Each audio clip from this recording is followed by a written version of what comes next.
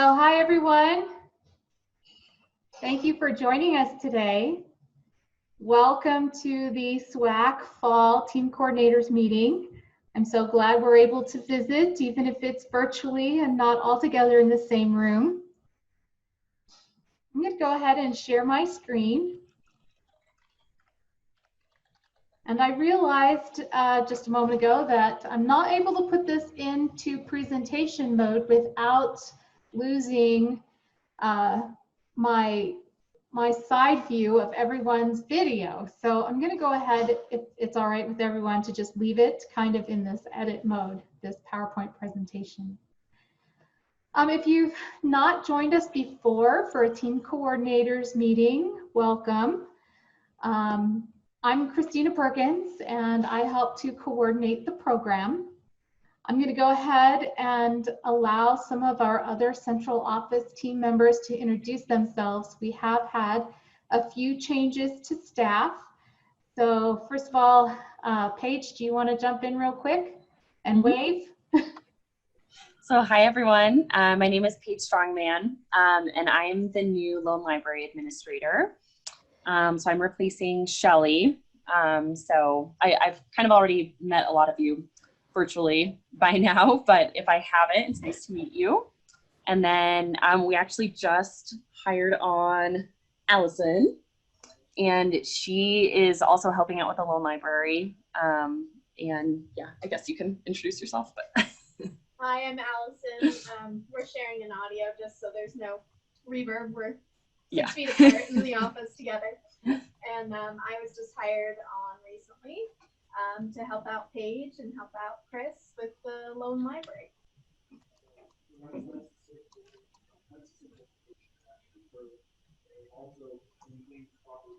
Awesome. Hi, I'm Maureen Malonis, and I am Associate Director of the Center for Inclusive Design and Engineering, kind of the umbrella agency over SWAAC. And then I'm also on SWAAC a fair amount of my time. It's so good to see all of you and just to connect again. What a crazy, crazy time this is. My role with SWAAC is predominantly to serve as the liaison with the Colorado Department of Education. And so I'll do some updates on that for you just to kind of let you know what's happening at the state level. And then, yeah, just help everybody with the day-to-day wherever they need assistance. So, yeah, back to you, Chris. I know that there are some folks who haven't been on these meetings before. You're relatively new to the SWAAC program. And then there are some folks who have been with us for a number of years. We don't really have time in our agenda to go around with introductions, but I would love for everyone to take just a minute and maybe type their name, their discipline, their district, and maybe a quick word on whether you're new or you've been doing this for a number of years into that chat box. Tell us a little bit about who you are. Okay, so we've got Carrie Alexander on from Cooter, Sarah Rohde from Douglas County, Christy Maddox, Kim Kyle. Great. I hope everybody is seeing this. All right. So before we go any further, I want to invite Maureen maybe to speak a little bit about updates and events or hot topics that are, being circulated over at the Colorado Department of Education. All right, thanks, Chris. Well, obviously, probably the thing that's first and foremost on everyone's mind is COVID, and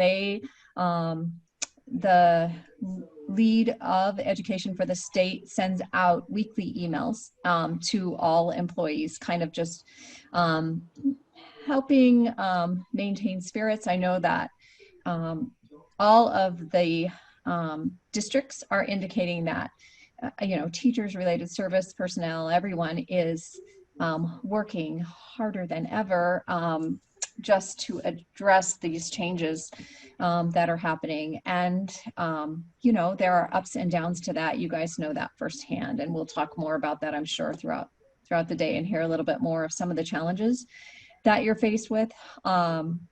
but they are working really hard on a state level to try to address some of those. Another kind of hot topic, of course, is budgets. And I don't know if you're aware, but today, I believe it's today, they're going to be potentially voting on additional funding, primarily for education through COVID dollars that we'll see if it passes, because this has come up, I think, 4 times now, and it keeps getting taken off the table until after the election. But they are recognizing that particularly in education, we have just a tremendous need for more support. And so kind of keep an eye on that. We're hoping that it passes for 2 reasons. One, we feel like there's such a need in education for more support. And just a little break for you guys. But the second reason that we're hoping that it passes is that they've added a little piece around assistive technology. Yeah, we've put through letters to indicate, to ask our legislators to support this initiative, and we're hopeful that it goes through. Yeah, I don't know, you know, it's a 50-50 shot at this point. But we do know that the state is facing pretty significant budget cuts. So we're pretty confident that that will impact all of our budgets for next year. And, you know, we're just gonna do the best we can. Keep saying one day at a time, one day at a time. And so that is not such happy news. I will say that they're working, because of this shift from away from our direct interactions, we at the Central SWAAC office have been, obviously you've probably been noticing, doing much more to try to support you guys from a distance. So we have more trainings happening, we have more office hours and all those kinds of things. And that's not just happening for SWAAC, that is happening for all of the related services at the Department of Education. So the speech language group is meeting with office hours, autism is meeting with office hours, and all of those are open to the public. So if you're ever interested in joining those, you can go through the Colorado Department of Education website. And if you have trouble finding that, just email me and I'll send you the link. But they, some of these office hours are gigantic, like 200-300 people joining them sometimes. I love that our SWAAC office hours are a little more intimate, and we can really share questions and answers together. But there is an OT1, Jenny. Yes, there is definitely an OT1. So I'll see if I can find, when I have a second, I'll go and see if I can find the link and put it in the chat box. Let me think if there's any other updates. I think those are the big ones from CDE. Super, thanks, Maureen. I did think of one other update that I wanted to share before we go any further. You may or may not have noticed that earlier this year, Assistive Technology Partners became the Center for Inclusive Design and Engineering. This was a change to a center status, which brings with it some benefits around grants and funding and other opportunities within the university. So I just wanted to make sure everyone knew that Assistive Technology Partners has not gone away. The name has just changed to the Center for Inclusive Design and Engineering. Okay. So let's talk a little bit first about the loan library. As you can imagine, with the shutdown, the loan library shut down. We were closed through most of the summer. I want to say we opened back up late August. Even at that, when we opened, we were struggling to achieve courier service. But I am glad to say that probably over the last 3 weeks or so, the courier has become consistent and reliable, and circulation is back on track. So hopefully, at least from our side, if you've made requests for equipment, it should once again be getting to you in a fairly timely manner. At least from our side, it's going out. We also discovered recently that there may be courier code changes for you. We have a very nice new piece of equipment that we are unable to locate at the moment because there seems to have been some spontaneous combustion of a courier code. So it just kind of changed on us. We sent it to the old code and now there's a new code. So if you're able to kind of look and verify your courier code and let us know if there's been any changes, that will also allow us to ensure that anything you request actually gets to you. I'm going to check that chat box. Oh, that was Maureen. If at any time while we're talking, you want to contribute a question or a comment, please, I encourage everyone to use that chat box. I think we are just large enough a group that, you know, free reign on microphones might get a little chaotic, but please don't hesitate to use that chat box. I also want to mention that we're recording, but that is really more than anything to make sure that we capture the conversations and can go back and enhance meeting minutes. It is not going to be posted. Loan library loan periods changed as a result of COVID. We know that your ability to get to the kids for service providers, your speech pathologists to do trials, your OTs to do trials has been complicated. And, you know, where it used to be you'd receive something and maybe have a week to get in there and get started with trials, that's not the case anymore, at least not for many of you. So we extended the loan period to 8 weeks. So through the rest of this semester, if you need equipment for trials, you've got 8 weeks. We will probably reevaluate that at the start of the new semester. We'll probably look at what schools are doing, where they're at with live and virtual learning, and make a decision at that point about whether or not to maintain the 8-week loan period. Feel free also to request those extensions. Again, we realize people are dealing with unusual circumstances. Typically, those extensions are 2 weeks. But if you've got some crazy situation going on, let us know, and we'll, you know, make decisions on a case-by-case basis for those extensions. Extensions are still being granted first and foremost based on availability. So if you've got a piece of equipment that's been waitlisted, we're probably going to ask you to send it back. Our policies and procedures on sanitizing, a lot of people have asked us about exactly what we're doing. I know you all are probably engaged in developing your own policies and procedures. So we thought we'd go ahead and share our document that had to be submitted to the university. And bummer. Let's see here. I'll go here and then click here. Will it bring it up?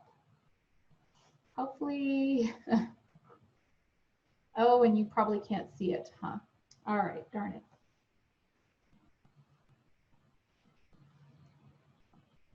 Can you see it now? The document? Nope. Okay, hang on.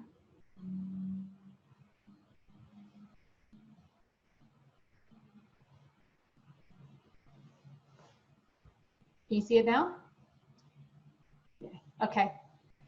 So when the university started to reopen, there was a lot of paperwork and process that we had to follow just to be allowed back on campus. So can you make it just a little bigger, Chris? Sure. So some of what you see here includes some of that process.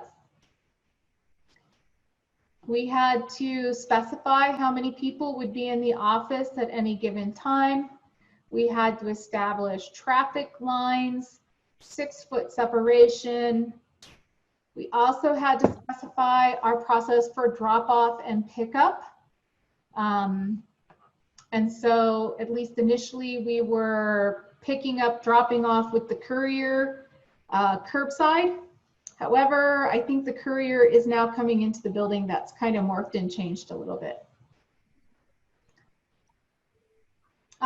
For PPE, we had to specify that we would be wearing masks at all times when we submitted this. However, since then, the university has said that as long as we are in our offices, that we can, and are 6 feet away, that we can take our masks off. But we have to be behind closed doors even, I think. Hand washing, obviously. And then the other thing that we are doing is quarantining packages.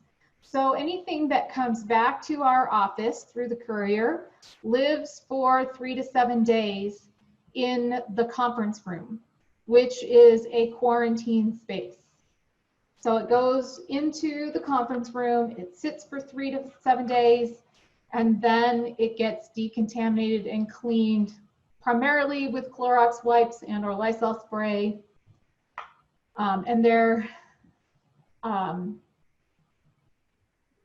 then there's just the usual checks for health. You know, anytime we go onto the university, we have to sign what they're calling an attestation that says we do not have any symptoms of COVID. We have not been exposed to someone who's been positively tested for COVID, and that we do not have a fever. So at that point, we check in at a check-in station, they take our temperature, and then we're allowed onto campus. So that's our process. Are there any questions, concerns, comments regarding sanitation, policies and procedures for dealing with equipment? Hey, Chris. Yes. Michelle Thomas is wondering if you could share a link to the document in the chat. And Kim is also wondering if this is available on the website. It is not, and it's not posted anywhere. This document lives on our university drive, but I don't see any reason why we couldn't attach it maybe along with meeting minutes if you want to get a look at it further. Any other thoughts, questions? Anybody else want to maybe share what you're doing in your district? We could have somebody unmute maybe. And Chris, could you share a little bit about the research you did on the lights? Because I think some districts have considered that form of disinfecting. Sure. So back, this past spring, there was a lot of conversation about UV lights. And I'm sorry, I should have gone back and looked at my research before today. But there are a couple different types of UV lights, UVA, UVB, UVC. And the more inexpensive, readily available light wands that you might purchase from Amazon are of a light wave that aren't guaranteed to kill the coronavirus. And so I looked at the more powerful lamps, and the more powerful lamps will kill coronavirus for sure, but they tend to be very expensive, and more than that, they're kind of dangerous. Like you can burn your eyes, burn your skin in a very short period of time. And so that didn't feel good. What's more is just because you throw a light on something, it doesn't mean that you're covering all sides and all surfaces, at which point you're flipping things over and turning the light back on. And so we kind of decided that the light was not going to be a good solution for us. Lysol spray, Clorox wipes kill the virus. And so that was why we decided not to pursue the lights. So there was a question about whether or not you might need to quarantine items when you receive them from the courier. It's my understanding that the coronavirus lives on surfaces anywhere between, 48 hours and 3 to 5 days. Like if you read on it, it feels like it's a little all over the place. Packages typically spend a week with the courier. And so chances are when you receive that box, it's kind of already been in its own little quarantine for a week. So it's kind of up to you whether or not you want to tack some time on top of that. If you recall, earlier in September, we resent out a survey kind of asking you what your needs were, what you were thinking in terms of utilizing the loan library, what your PD needs might look like. I know things are all different and challenging this year, and we wanted to be able to provide support anywhere that we could. Okay, so here are just some of the trends that came out of that survey. People are asking for tools and supports for virtual learning, digital books and activities, pandemic social stories. In terms of equipment, larger monitors, I'm guessing for children who maybe have low vision. And then amplification, I hadn't thought of this, but there are lots of children who are struggling to hear their teachers. Teachers who are having a hard time getting their speech out beyond the mask. Children who maybe have speech impairments who struggle to get heard beyond the mask. So amplification. And then AAC devices, which tends to just be a need anyways, but those were the equipment trends. And then over and over again, professional development for remote learning and teletherapy, which is why we immediately started talking to Robin Kellogg, as she is a certified Google trainer, and she spent some time with us in September with the SWAAAC monthly webinar talking about Google tools and strategies for online learning. So that said, when we experienced our shutdown, obviously the work that swirls around circulation came to a stop, at which point we decided, what can we do? How can we best use this time to continue to support all of you? And so we decided that we would start looking at the development of online digital resources. So we've added this section to the SWAAAC Alexandria Loan Library. I'm going to just stop share and jump out. Sorry. Do you see the SWAAAC Loan Library? Yes. Yes. Okay, great. So when you first get onto the library, this is that opening splash page. If you hit Explore, and then More, you'll get this option for digital books and activities. And here are the current categories: PowerPoint books, digital activities, PowerPoint books for low vision, Jamboards, and Google Slides. I will tell you that as much as we have tried to tag these items so that they sort effectively, as you know, we are always kind of putting that square peg into the round hole with this software, and it's not 100%. If I click on Jamboards and scroll down, okay, I'm a liar. A lot of times,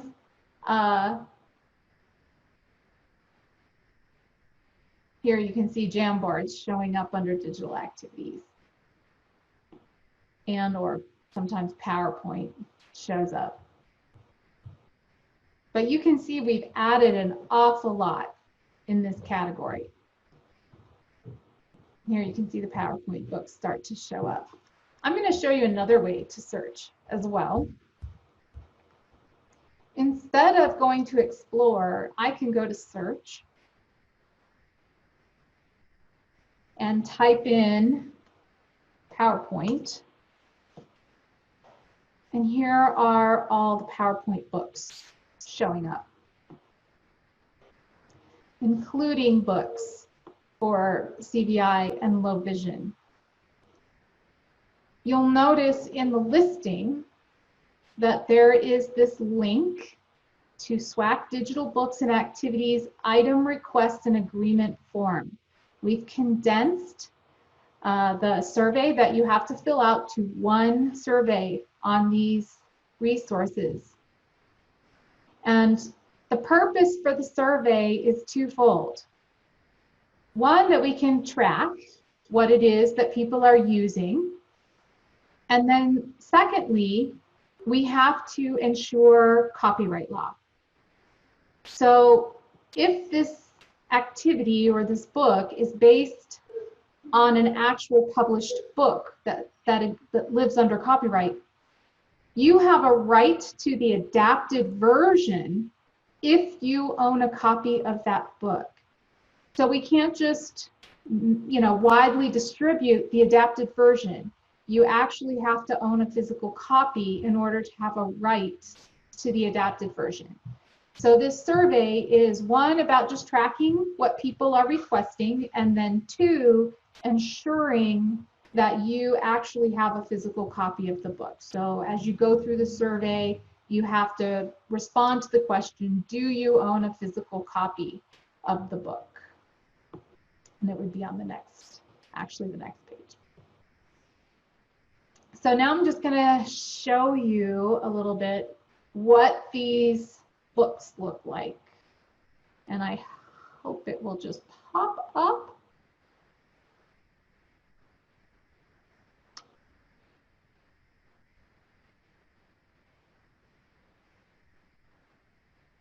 So you're kind of seeing the back side of the SWAAC drive, and you can see all of the titles of books that we've worked on for both literacy kits and the digital books that are posted to Alexandria. And then here, I'm going to show you one of the books that Paige created. In fact, Paige has done pretty much all of our PowerPoint books.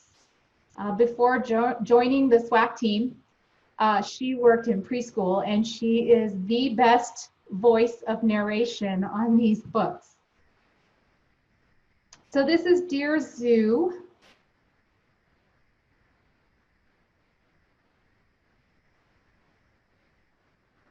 I wrote to the zoo to send me a pet.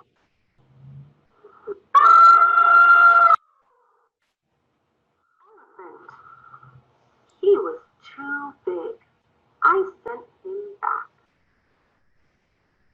Sorry, it might be messing up a little bit just on the presentation, but it works a little better when you have just a copy of it. What's the matter, Paige? It was kind of skipping the words on the present mode, I think, just because it's presenting over Zoom, but. So they sent me a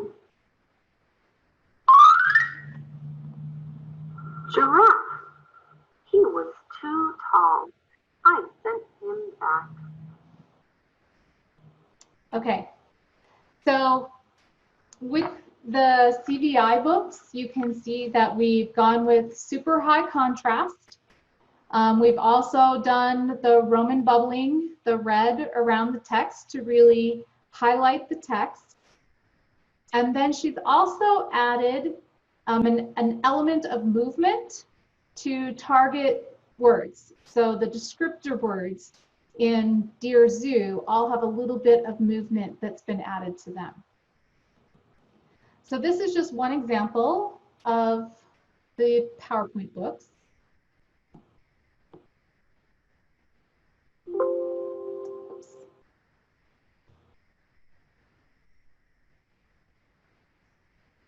So if you, again, search PowerPoint, all of them will come up. You can also search the Jamboards. And what we've done with the Jamboards is essentially created virtual felt boards that you can manipulate. Let's see if I have those up. We don't. Let's see if I do this. If you go to Google and click on Jamboards, that's generally where they live. And here you can see the Jamboards that have been created. If I click on 5 green and speckled frogs, here you have the opportunity to bring those frogs one at a time, splash down into the water, and or bring them back. And what happens with the Jamboards, if you request a Jamboard, Paige will send you a link to this very board that will force you to make a copy. And then you have your own copy, at which point you could change it, add to it, do something different. We were just talking the other day about adding some elements to these Jamboards. So for example, here's the Dear Zoo Jamboard. And this is really great for predicting what may or may not be a good pet to have in your home. And so we were talking about adding a second page to this Jamboard where you could sort animals into zoo animals and into pets. So I guess part of what I'm trying to say here is that we are continuing to look at ways to add value to some of these digital resources. Some of you already have the books and have the Jamboards.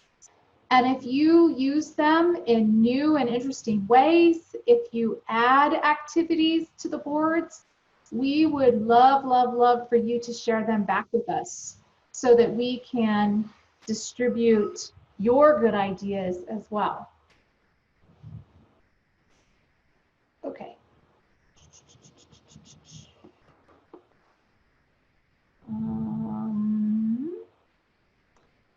Okay.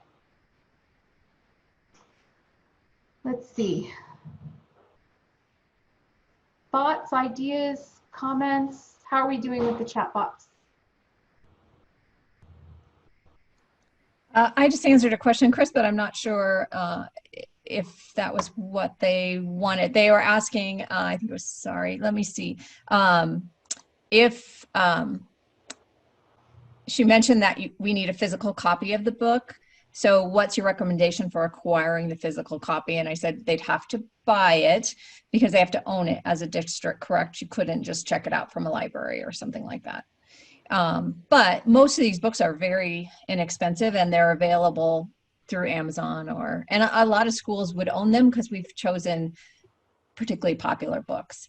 Do we have a list, Chris, of the books? I mean, we could put one together if we don't, of like maybe a link to the book on Amazon so that they could get it very quickly. Sure, we could probably maybe include a link in the listing itself, perhaps, so that if you don't have the book, you can jump on Amazon real quick and purchase a copy. But again, I bet you have classrooms and a school library that owns the books. At which point the owner of the adapted book is the district. So another question, if they want to check out one of the books for a teacher in the district to use with a student, do they check it out for them, or can the teacher make the request? Oh, that's a good question. Because we're not sending anything through the loan library. What do you guys think? And you don't really need to place a hold on it. Right. Because as soon as we send it to you, it's yours. So I feel like the teacher could just make the request. Yeah, as long as you fill out the survey, it just comes straight to me, and then I can just send it to whichever email is on the survey. So I'm just going to throw a caveat in there. We can do that until, unless it gets like terribly, terribly busy. Yeah.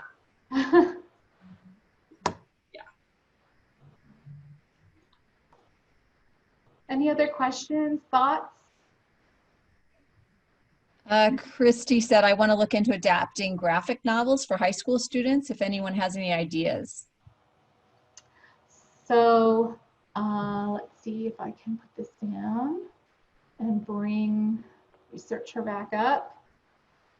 If you search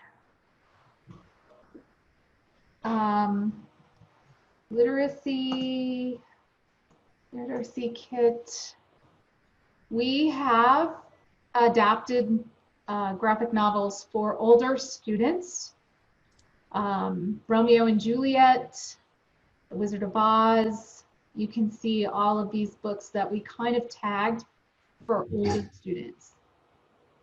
And in fact, I might be able to search older students. And there's all the titles for older students. Shoot, there aren't very many. I know that there are some that are nearly done sitting in the loan library waiting to be finished up. I want to say we have probably about twice as many of these. Let me see here. I can show you what's in the pipeline. Literacy kits, higher level. Here are the titles that we've designated for older students. And if you've got something that you've adapted and you want to share with us, we would love to have it. So Kelly Reardon said that the Book Creator app on iPads, the app, it's called Book Creator, has awesome comic book settings that you could use to adapt a graphic novel, which is, and there's others like that. That's a great idea.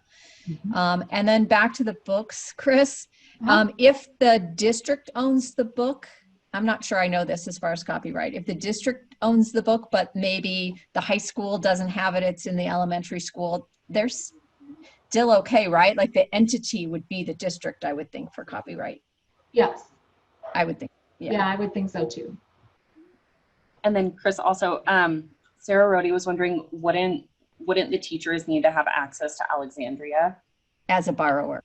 As a borrower, but could you just go in and just fill out the survey, just as a, you don't have to have access to Alexandria for the, No, for kind of only these specifically, but yeah. Yeah, anybody can access that survey. But to actually try to borrow, don't you have to be a borrower? How would they do it?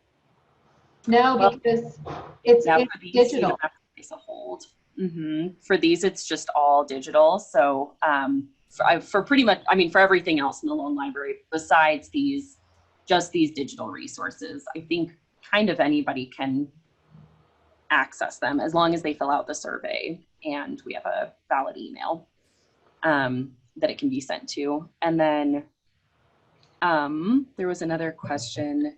Oh, Tracy. Do they have, Yep. Tracy Little was wondering if they need to fill out a survey request for each book, Jamboard, etc., that we'd like to borrow. And the answer is yes.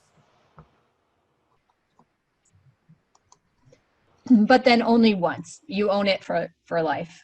So yes, you have to fill out the survey for each book, but then you own that adaptation. So you don't have to fill it out every time you use it with a student. Yeah, once it's sent to you, it's yours. Yep. And I think you'll find that the survey for these resources is significantly shorter than the usual item request survey.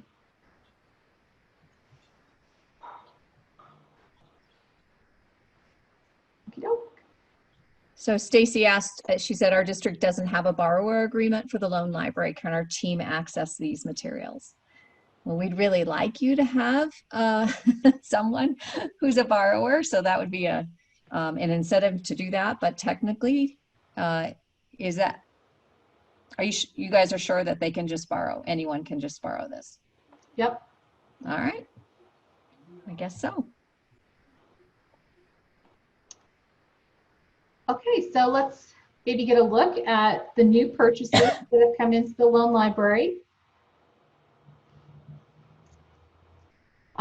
Very recently, this 6-dot Braille coach was a request from a team coordinator. And so I imagine it may not be available immediately, but it is now part of the loan library. We've got some very fun sensory circles and this light up stoplight. And then Robin has been sending us requests. Some really cool stuff. I imagine these items are currently not available because they are in Durango with the San Juan BOCES. But we have these sleep headphones, Bluetooth headphones, the brand new LiveScribe pen, and these are the Pilestone glasses for color blindness. Specifically the glasses that you might use indoors with a computer.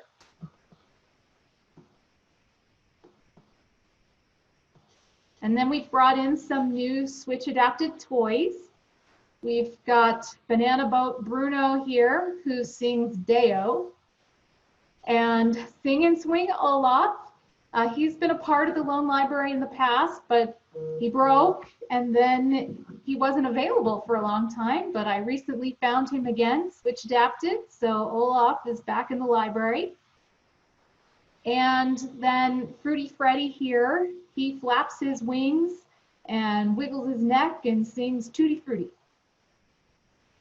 Over here on the far right is our Explorer Mini. This is a very small powered mobility device. I think you would be hard pressed to put a child much older than 3 into this machine. Or if you have a very small 4-year-old, it's intended to give some access to powered mobility early on. And as much as it is a small powered mobility device, it is too big for the courier.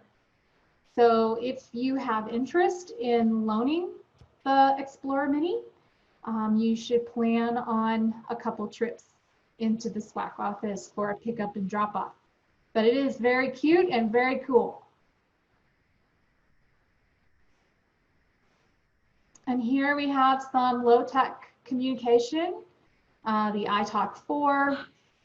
And over here with the lanyard is the new GoTalk Select. And then late last year, I want to say, GoTalk came out with a light touch version of their GoTalk devices. This is for kids who struggle to depress the standard device. It doesn't take quite as much pressure to activate the buttons. And then this AAC activity communicator and musical instrument, it's been pretty popular.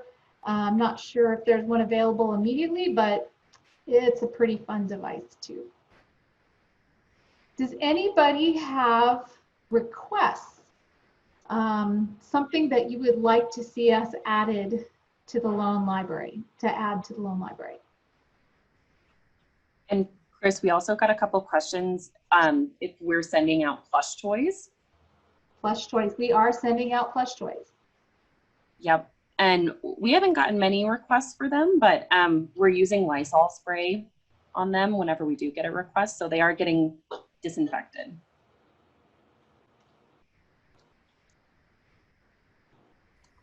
And we're following the guidance of the CDC that was put out for disinfecting toys for childcare programs. So I think I'm happy to share the link to that. I'll put it in the chat. And so again, between quarantine and Lysol spray, we feel pretty confident that the plush toys are safe. In fact, we feel very confident. I shouldn't say pretty confident, but very confident. I would love to hear requests. If anybody has ideas for equipment that you'd like to see added to the loan library. I think it's one of our best sources for adding value to the library. We also have a head support coming. It's in the works, as well as a reverse skate trainer for bigger students, slightly larger students. Again, some of those larger items though, we can't put into the courier, so it's a pick-up drop-off situation.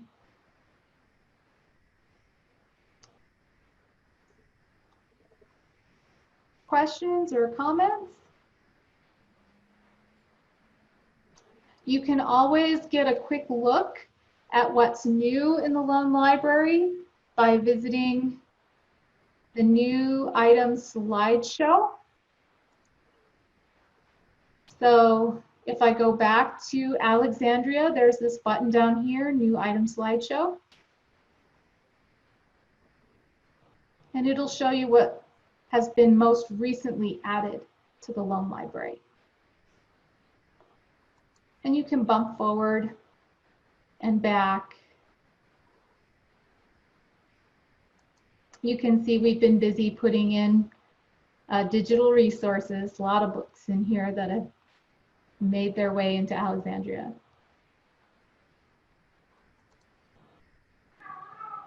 Okay, any questions, comments, concerns about loan library before we move on?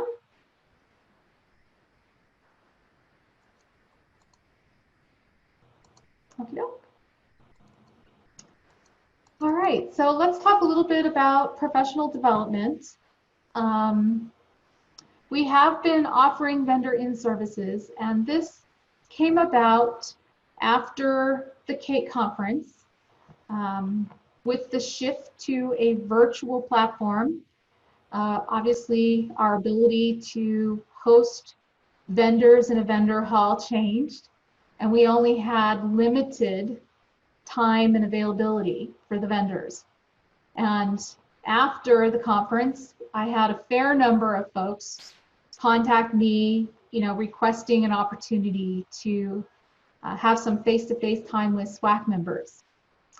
And so I thought, being that you all didn't have opportunity at the CATE conference, that this might be a good way to get you information, updates on equipment.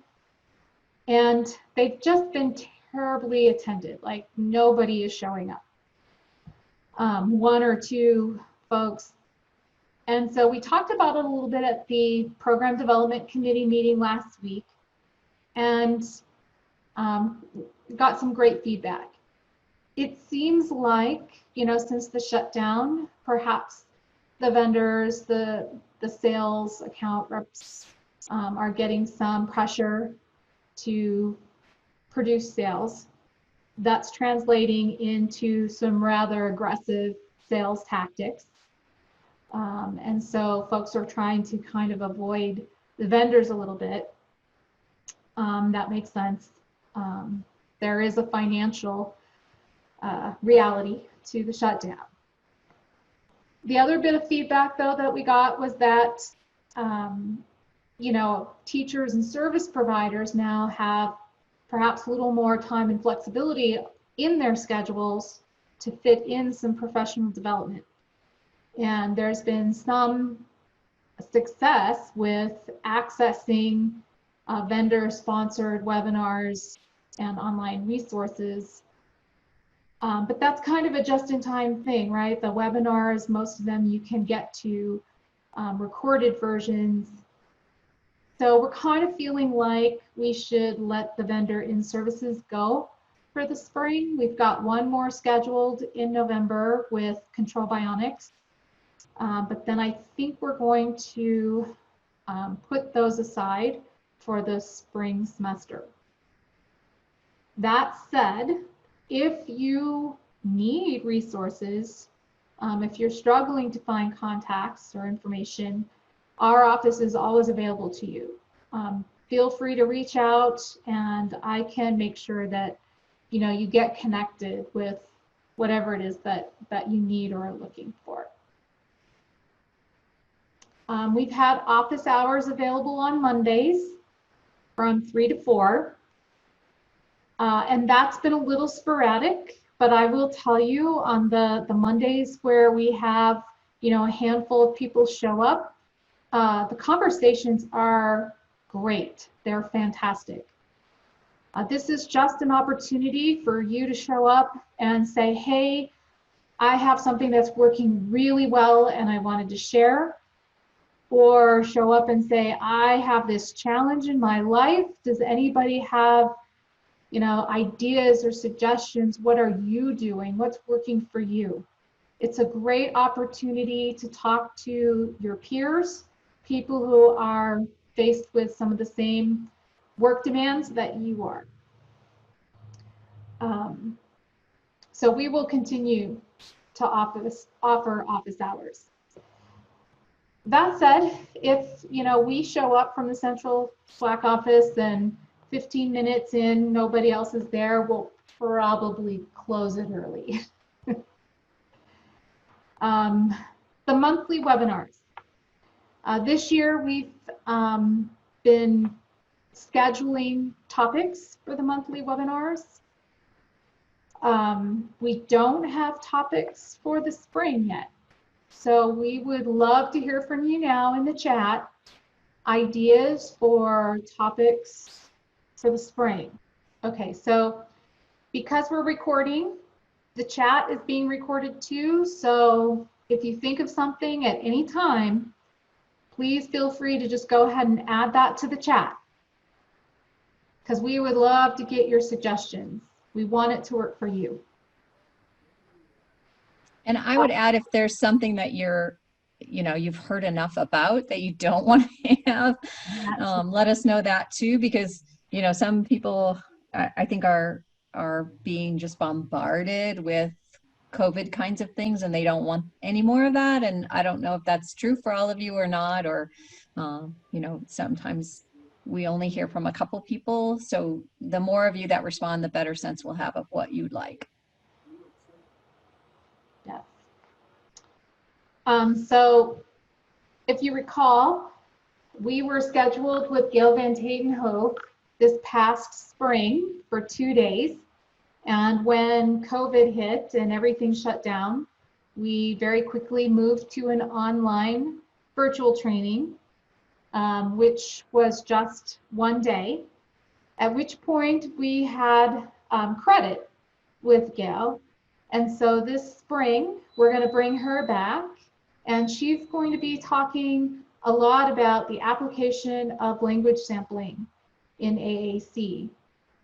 So I'm pretty excited about that. I think it's going to be a great deep dive into strategies, techniques, and how best to utilize, one of the oldest, most effective, I find, language tools for language therapy.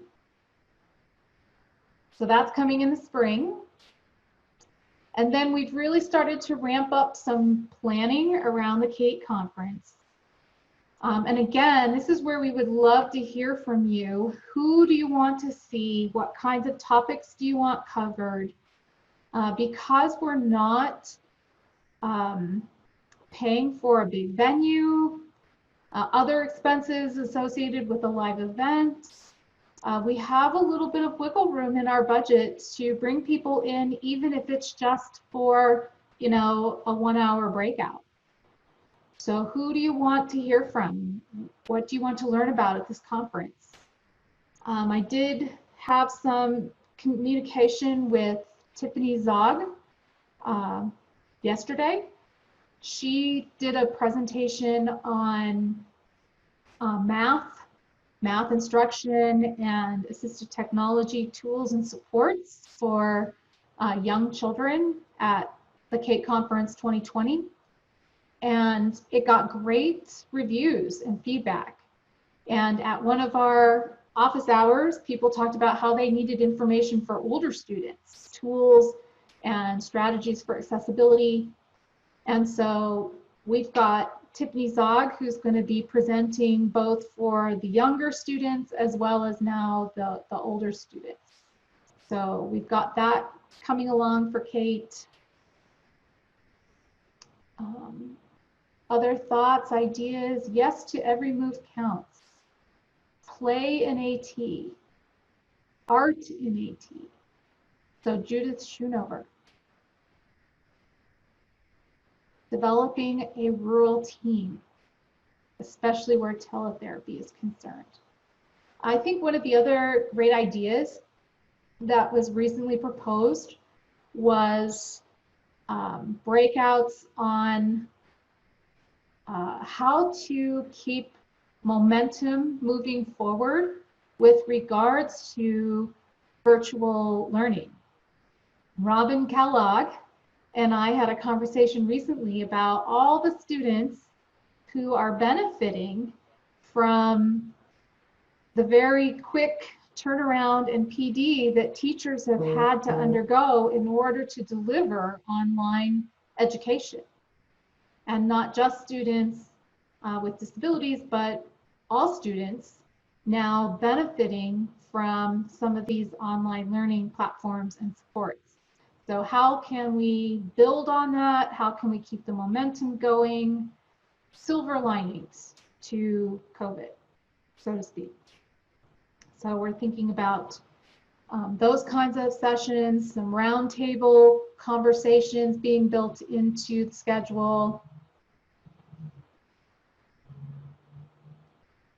AT implementation for beginners, where do we start when setting up a device? Core language, yep, we can definitely do that. Teletherapy resources, you bet. AAC goal writing, I like it.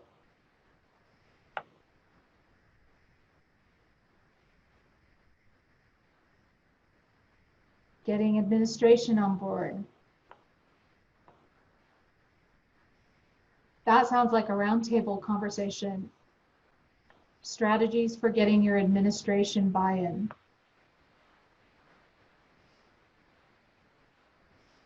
More for AAC goal writing. Great.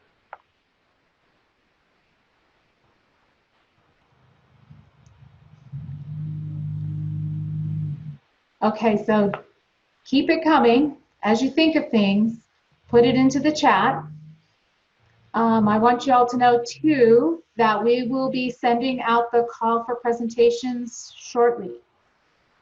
It is a great way to attend for free.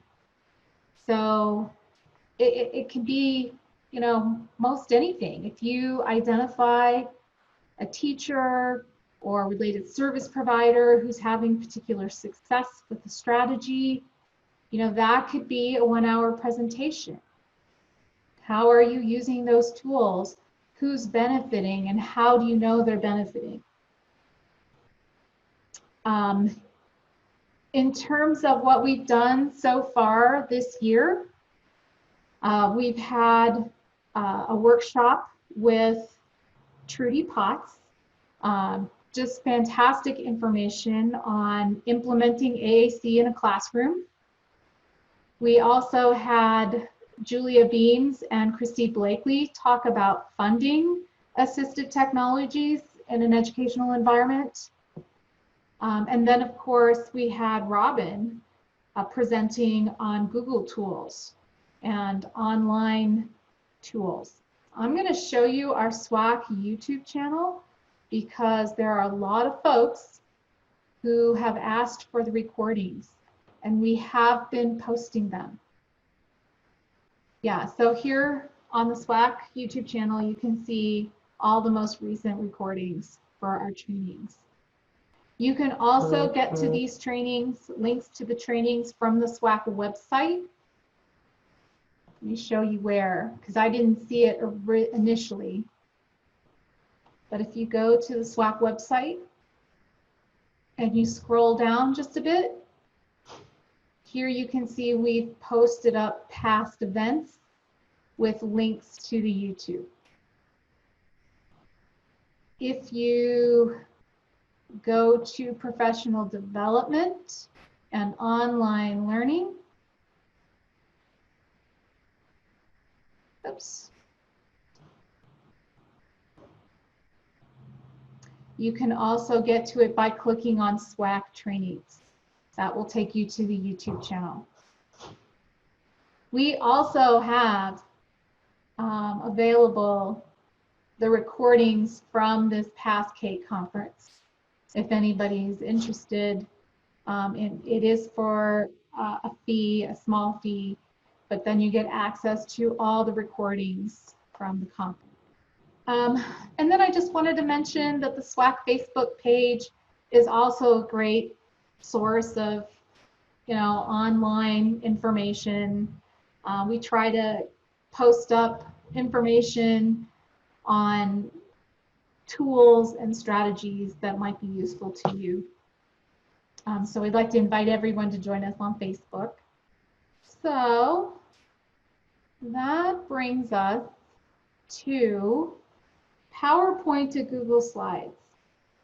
So it was brought to our attention that the PowerPoint books are great. However, so many school districts are Google districts. This is so true. How do we convert those PowerPoint books into Google Slides? And so our resident Google trainer has offered to talk to us a little bit through that process. So Robin, are you there? I am. Okay. Do you want me to stop share, or do you want to just talk us through it?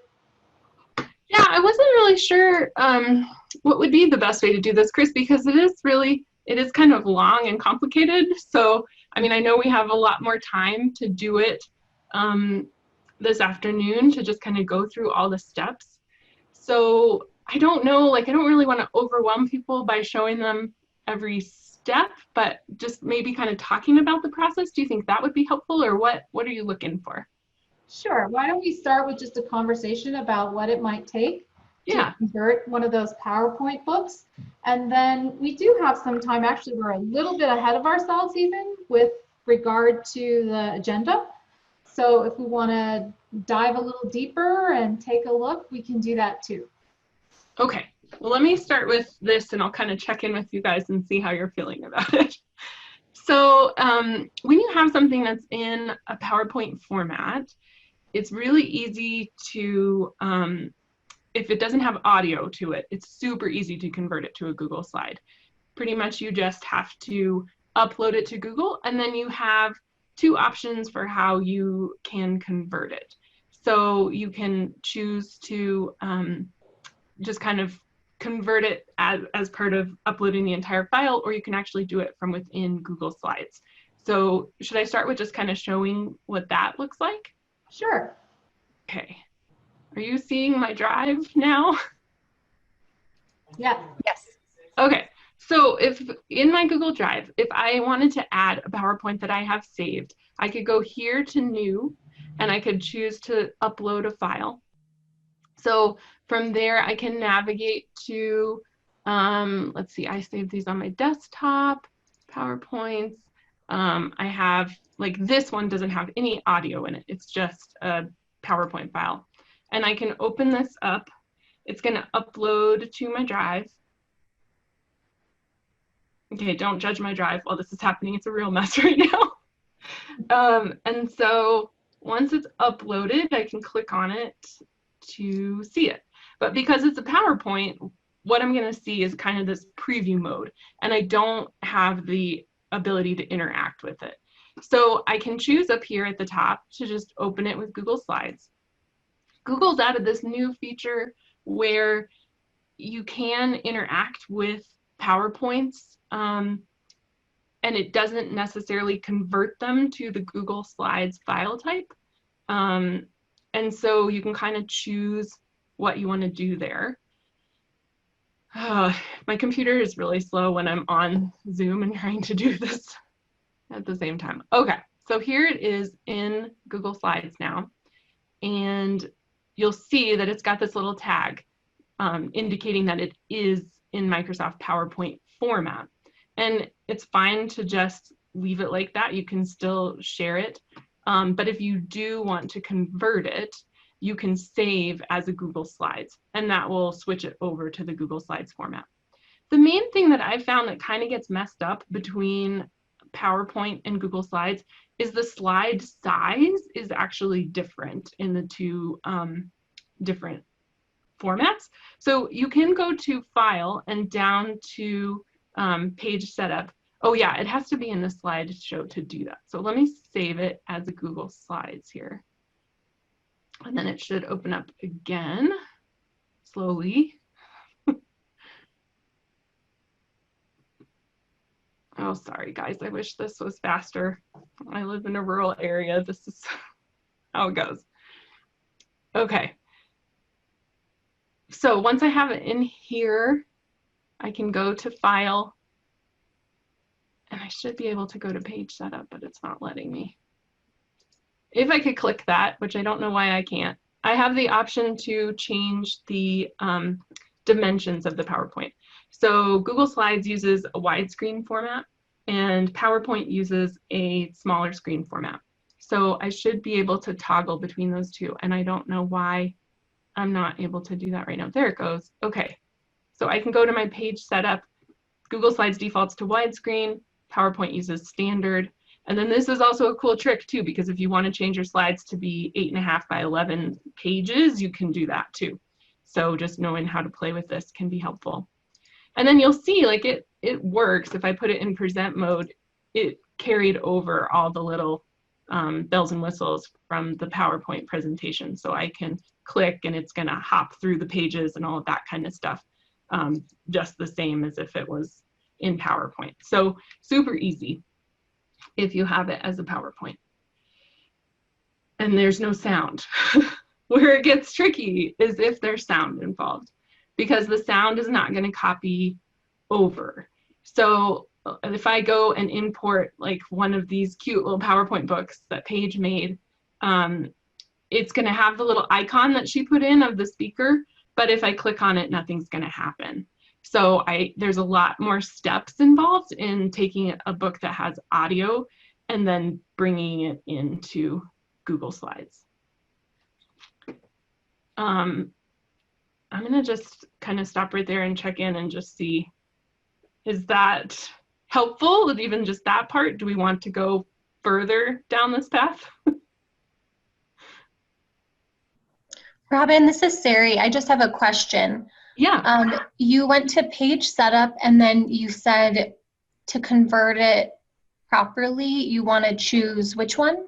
So if you're converting a PowerPoint to Google Slides and it looks a little weird and stretched out, you want to pick standard, because that'll bring it back down to the more narrow side and it'll keep the graphics from looking distorted. Got it. Thank you. Yeah. All right. Are we ready for something a little more intense? Okay. All right. So for when you have a PowerPoint that has sound, you're going to need to manipulate that file a little bit to get to those sound files that are saved in the PowerPoint. So I have my kind of step-by-step thing here, and I'm kind of in, let me see if I can get that up.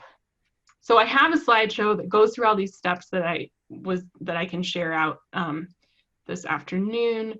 But the main thing is that you need to get into your drive. So let me get my screen kind of moved around again. Okay, so you're going to need iTunes, and you're going to need the ability to do a few things to change your computer around. So I'm going to go to my PowerPoint folder here. I have a couple PowerPoints that Paige sent me, and I have, for example, the Sam's sandwich. So I need to be able to get in here and see what is in this file in terms of audio. So the first thing I need to do is be able to see these file extensions. By default, usually in Windows 10, this is turned off. So you have to go down to View, and you have to make sure that you have this file name extensions. The other thing you're going to want to do is make a copy of this just in case you screw it up. So it's always good to just have a backup. So I just, you know, copy and paste. So I have 2 in this folder. Just then I'll mess with the copy so I'm not breaking the original. So I'm going to go here and change the file type from PowerPoint to a zip file. It's like magic. You can just do this. Windows is going to get mad about it, but that's why you make a backup. So now magically my PowerPoint is a zip file, and I click on that to extract it. So I want to get the files that are in here, and I'm going to click extract all.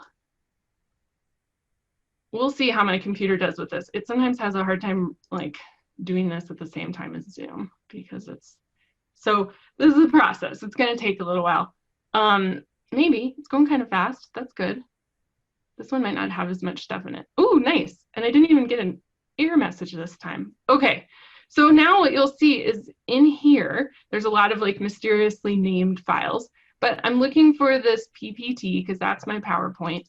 And I'm going to go, I'm looking for my media because that's going to show me what media files were associated with this PowerPoint. So here's all the sound recordings. Unfortunately, M4A does not work with Google Slides. So this is where iTunes comes in. So now you need iTunes. And so I'm going to open that up. And I was playing around with this earlier just to make sure it still works. So if I go to my edit preferences in iTunes, this lets me set up iTunes to be an MP3 converter. So I have to go over to my import settings, and I want to make sure that iTunes is operating as an MP3 encoder. So it's going to take those M4A files and turn them into MP3 files.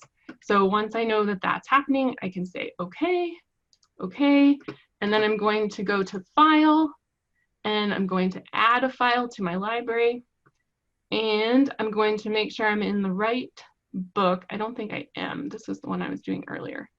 So let me go to Sam's sandwich, and I'm looking very closely to make sure I'm picking the one that's not a zip file. So I don't want the .zip after it. I just want the copy. So I'm going to open that, and I'm going to navigate back to that media folder. And I'm going to select those media files. You can hold down Shift to get them all, and then hit Open. And what should happen is that iTunes should convert them. Now this is a problem because I have 2 books open and it just kind of mashed them together. So learning from mistakes, that didn't work very well. So I'm going to go ahead and delete this one. Oh, it's playing. That's a good sign. Let me try this. We're going to delete this album and just do it again because I don't want to get them all mixed up. So I'm going to go to File, Add File to Library. It's always good when things go wrong, so then you know, like, oh yeah, if I didn't go to the trouble of renaming all these files, I'm going to get into trouble. Okay, so I'm going to open those, and let me make sure I was getting those from the right place. Okay, so now I have them in my library. Now I need to find out where iTunes was saving these. Sometimes you can see that if you go to the library and I think organized library, but I usually can just find it by going to my back to my folders, and I want to go to my computer. It should be somewhere in the musics folder, iTunes, and I should have in my media my files, but I'm not finding them. I'll have to find the file path. I'm not sure exactly where they saved them, but what I'm looking for is my iTunes files, and then I need to create a folder on in PowerPoint or in Google Slides to put all those PowerPoint sounds into.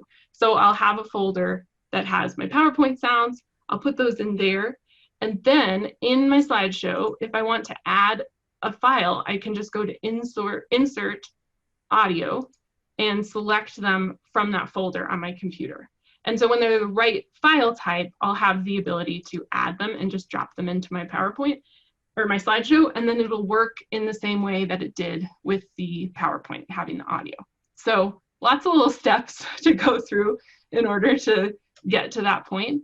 But I don't know. I mean, it feels like if you took the time to do all the recordings, it's probably worth the time to go through these steps to get them back on a slideshow that you can share with people. What do you guys think? Too many steps? Is it just better to start over? I don't know.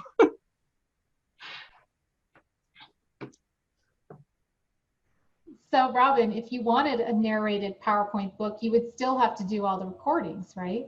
Yes, you would. And it's not quite the same as in PowerPoint where you can just talk into it and it records. You would have to use some kind of application to make those recordings and then save them to your Google Drive and then put them in their slides. So there's always those extra steps with Google Slides. It's not as convenient as PowerPoint is. And Google Slides also doesn't have the really awesome feature that PowerPoint has that makes it really easy to like extract a little image out of the background so you can play with it. So there's definitely some advantages to using PowerPoint instead. I just know the reality is a lot of my schools don't pay for PowerPoint anymore because they have access to Google Slides. So for me, some of this is worth it because I can't send people a PowerPoint book because they won't be able to open it. So,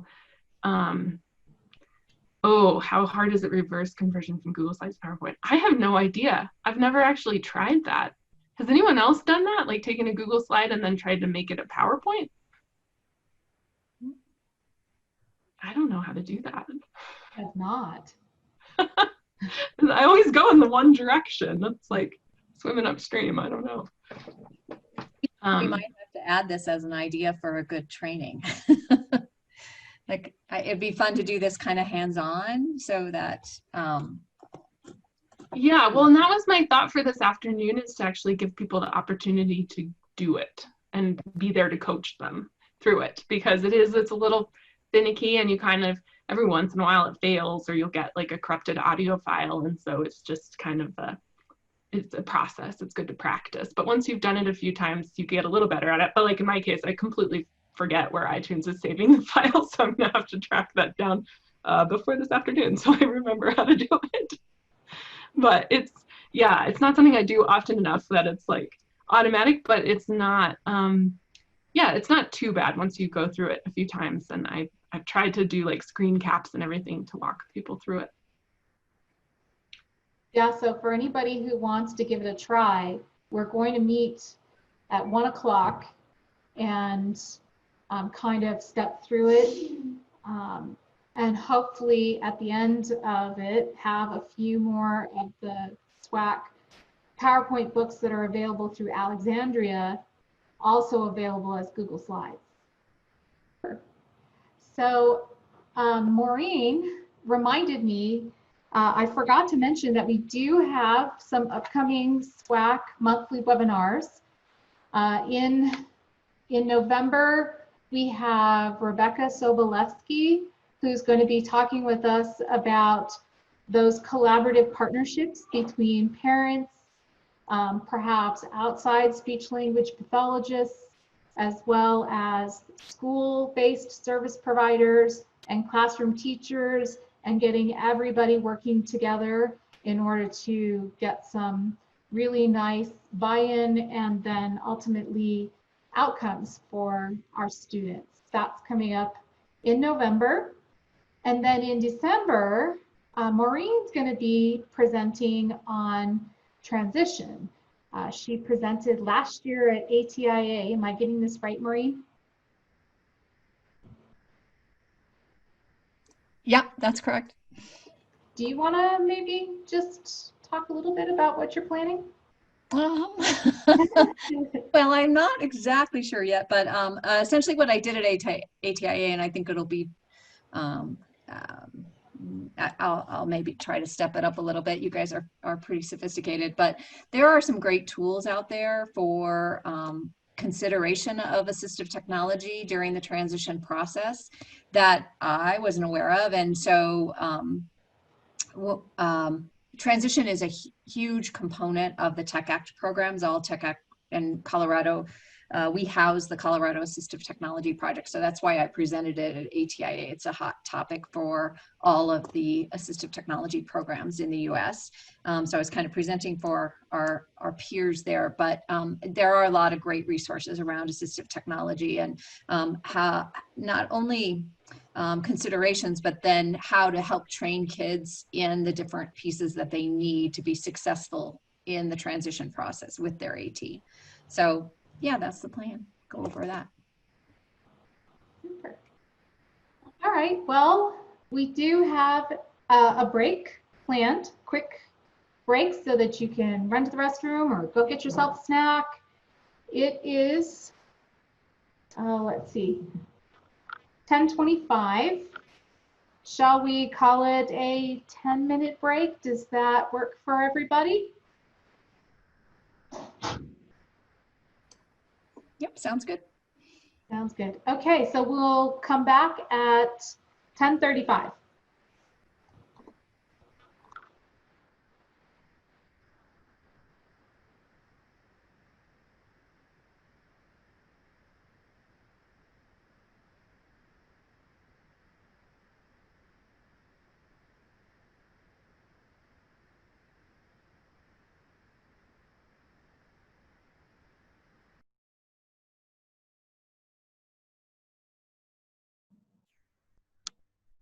All right, so welcome back, everyone.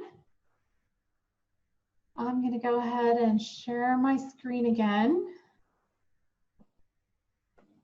And then I am going to invite Michelle Thomas to join the conversation, to unmute and talk to us a little bit about changes and updates to assessment accommodations this year.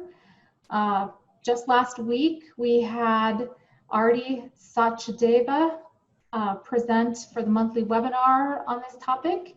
It was recorded and it's available on the SWAAAC YouTube channel. But Michelle, why don't you kind of give us the down and dirty? All right, so I'm just going based on the information I've received from training. So those of you that have also attended these trainings, please jump in and share. But, you know, the main two changes that really jumped out to me were that the auditory presentation for ELA is no longer allowable. This year, they will allow it for certain students. But after that, students cannot use auditory presentation for ELA. And the second one is that speech to text is now a UAR. So they will need to apply for that one. So those were the two that really stood out to me in the world of assistive technology and what's going to make IEPs, people are going to have to make changes on IEPs. So other people can jump in if I'm missing something. So correct me if I'm wrong, but I'm thinking she also said that if you have older students that are using text to speech, that is still available this year, but then next year it will not be. Is that true? Yeah, she said that from what I understood is that people who have been using it for a long time, it's like the older students, they can apply for it. And I was looking for what they're calling that. It's called a modification. And so they would still need to apply and they'll need to show why those students would receive that modification this year. But after that, it will no longer be available. So is there a limit to what age older student is considered? No, she talked about, you know, students that are in 7th or 8th grade because they've been using it through the years. So they're going to consider those students since they've already been using it for so many years. Thank you. I felt like they made some changes with regard to how they're defining a scribe. Well, they're considering speech to text. They're calling that scribing. So that's why it is now a UAR. That was kind of the first time I had heard that referred to that way. Yeah, I wanted to say about the scribe. It's kind of like before they talked about when you do speech to text, you need a transcriber to put it into the test nav.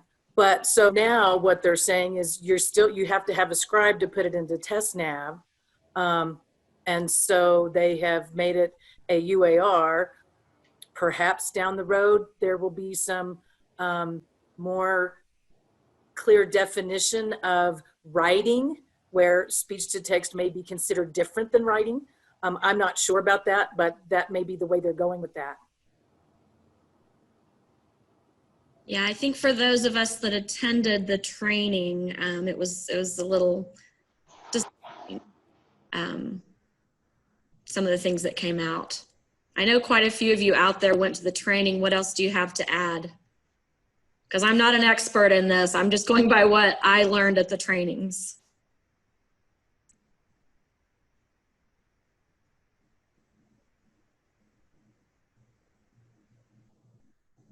Okay, we have a couple folks who have added to the chat. I'm going to try and get to that a little bit here. I have a training and a student this afternoon. Oh, okay, sorry. Does a district have to have a specific document approved for kiosk mode for read and write? Yeah, it's my understanding they do. You have to get that approved through CDE. So if you didn't do it last year, have your district assessment coordinator contact, probably already on that. Please. Yes, my understanding was that district assessment coordinators have to file or document with CDE which tools they will be using.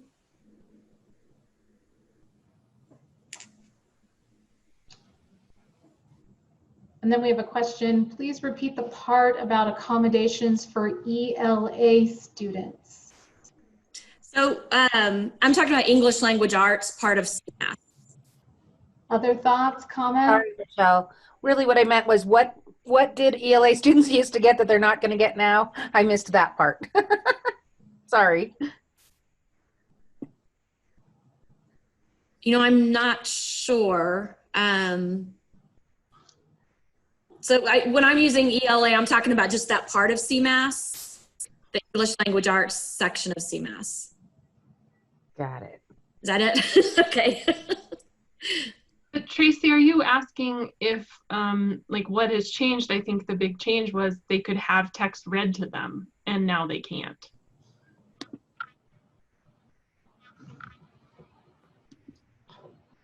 She did talk about the assessments for English language learners, however. It is in the recording, I think. Yeah, and I always have to go back and refer to the manual for a lot of specifics like that. And I'm not sure the manual is posted yet. Oh, my teapot's about to whistle, so I'm going to step off for 2 seconds. I looked as of Friday, the manual was not there and the UAR form was not there yet. The crosswalk was there and the copy of the PowerPoint for the assessment accommodation presentation was there. So 2 were there and 2 were not as of Friday. So we did talk a little bit with the program development committee, conversation, you know, swirled around a little bit, you know, providing students with tools and that doesn't change, right? Instructional accommodation. All of the students can still continue to receive all those tools. It's just the assessment that might limit their access to the tools. And I think that's a big concern, I know for me, is that I don't want people to stop providing these accommodations, as Trudy always says, to access the curriculum just because they can't use it on the test. So I think we're going to have to be really, really careful about that. Hopefully that's not going to happen. One thing we were asking for further clarification on is Artie mentioned something about the documentation required for the UAR for speech to text. They're going to be looking at like writing samples, and just because handwriting is hard, that doesn't mean that a UAR would be approved. So that's where I was looking for the UAR form, what kind of documentation they're specifically asking for, and for the updated manual to come out that might provide further clarification on that. And I think the thing that I just think about a lot is how much has not taking the test last year impacted your practice this year? You know, your students who missed the test last spring, has your practice really changed because they didn't take the test and you don't know their scores? And that's where I feel like it's more important to me that they're comfortable with these accommodations and that they're appropriate and they can use them. And I guess, you know, they'll decide what accommodations they'll decide can be used, but I don't want it to impact what my students are doing. And it is very subjective, Sarah. And I think it's very strange that one person can override a decision that an entire IEP team can make. I was just gonna say, I got something from my district assessment coordinator, and it looks like the forms aren't even out yet. So the UAR forms are still not out as of this morning. And those are due, what, December 15th? So hopefully they'll get those out since this is very new to everyone. Michelle, this is Sarah. Do you know if the kiosk mode form is out? I know the gal from CDE didn't tell us where we could find that, or if the DACs are the only ones that are able to find that form. You know, that I don't know. I'm not sure if there's an exact form or if there's just something that has to be written up. Our DAC did that, so you might have to have your DAC contact them about getting that approved.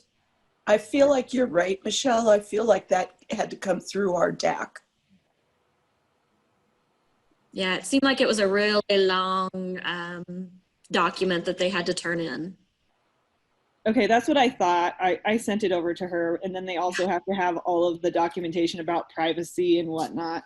For those who haven't done it before, I think that's important to get started on it ASAP. Absolutely. Yeah, the thing I gathered was whatever tools your district is going to use for that separate device, that they send that request or that information into the CDE, but you can have more than one. So for instance, in my district, we're using multiple tools depending on the grade level of the student. And so they may actually be using different items for that, but you can have more than one.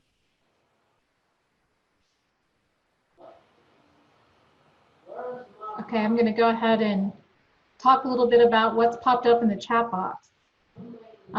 We have a couple questions. I have had a lot of questions about what is assistive technology. With everyone using so much tech, is it assistive tech? Do we check the box on the IEP for screen readers or co-writer or text-to-speech? Does anybody want to respond?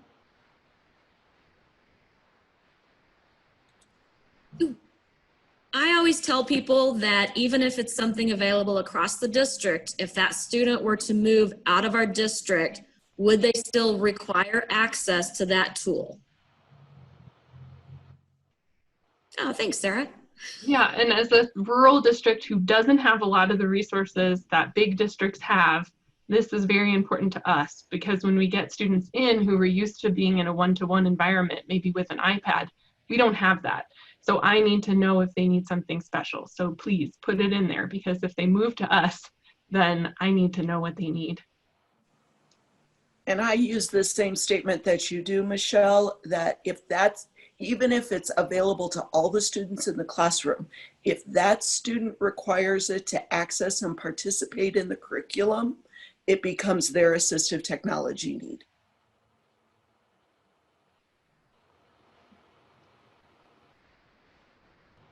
And I think what you said, just the opposite of what you said, Robin, was we don't want to put it in the IEP if it's just available to everyone. Because when they move to you, Robin, and you don't have that item, then you're going to have difficulties. Yeah, it needs to be essential for them, for sure. And I tell my team, if it's not a cochlear implant, write it down.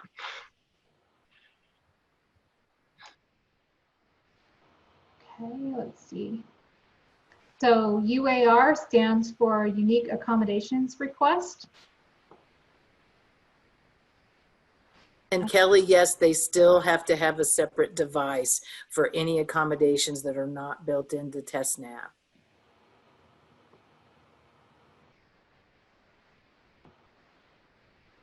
Okay, I think I'm caught up now.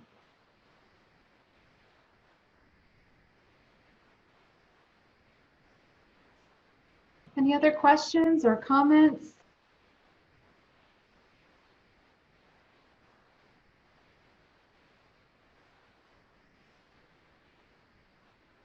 No?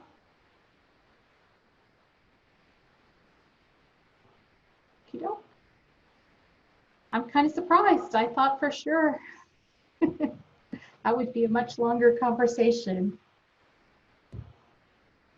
I think there was some disappointment around the changes. Okay, so perhaps from disappointment to silver linings.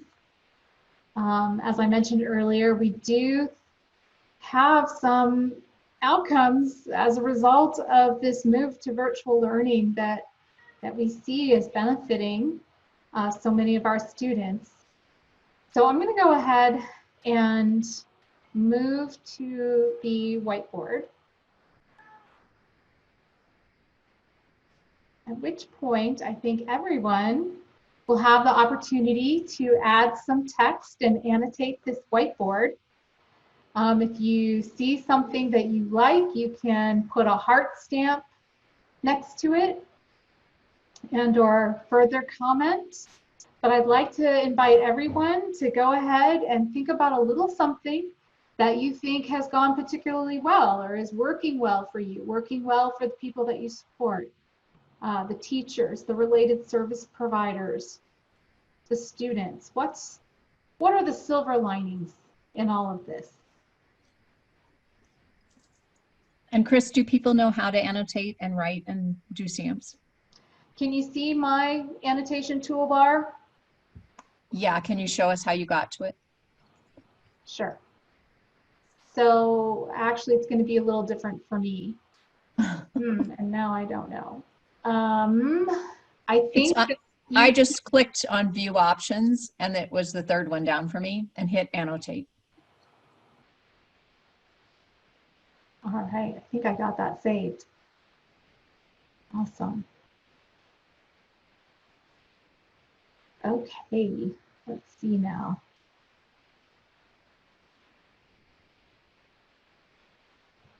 Stop the share. All right. Does anybody else want to share a success story?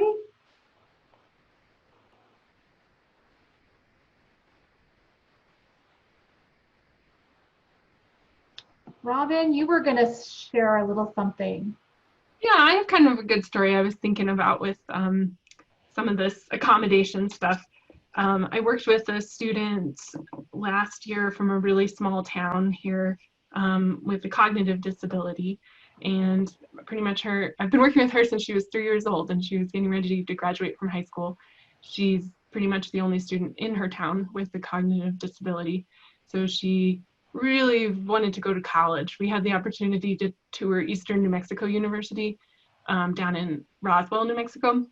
And that was just her. She was so focused on that. She wanted to do that and make friends. And it just blew her mind to be in a room and see like all these people have cognitive disabilities, and she just had never experienced that. So anyway, one of the things she had to be able to do to go there is ride a bus. And we only have one community in our area that has a bus system. So she was having to come to Durango once a week to practice riding the bus.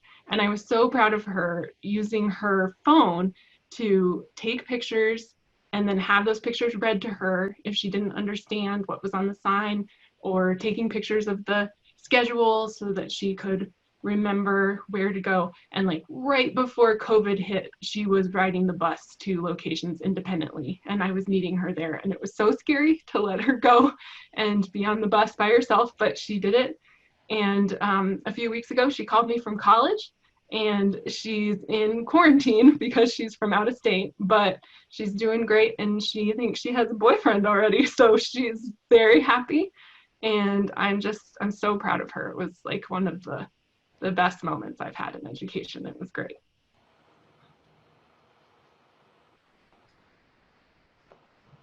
Thanks, Robin. There was somebody else from the program development committee who had a great story. Was it? It was me. And it was going back to talking about those accommodations and what Michelle said about making sure kids have access to the curriculum, such as text-to-speech, even if they can't have it on the assessment. We did an assessment with a third grader, dyslexic, struggling with reading, but we provided her with an iPad with Bookshare, and talked to her parents about it. They got it on her iPad at home, and she was absolutely, once she got it in her hands, she loved it. And they picked out the whole series of Junie B. Jones books, and Dad sent me a video. She created a tent in her room, and she would get in there and read her Junie B. Jones books.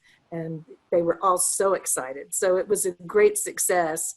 Even if for that day she takes the assessment, she won't have that for the reading support, but it was still something that was very beneficial. Thanks, Judy. Anybody else want to share? Feel free to unmute.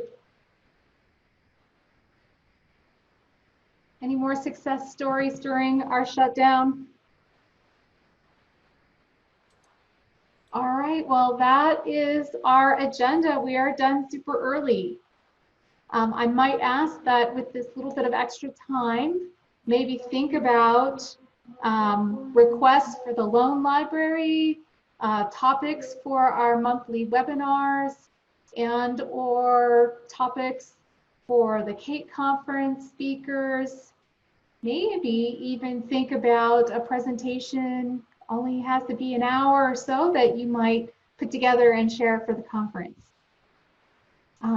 Any last questions or thoughts, comments before we go? You betcha. Michelle says we all need those positive stories. It's why we do what we do. You bet.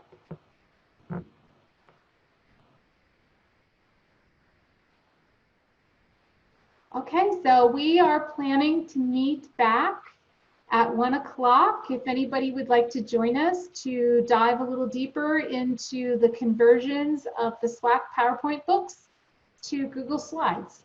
So if anybody would like to join us, you're more than welcome.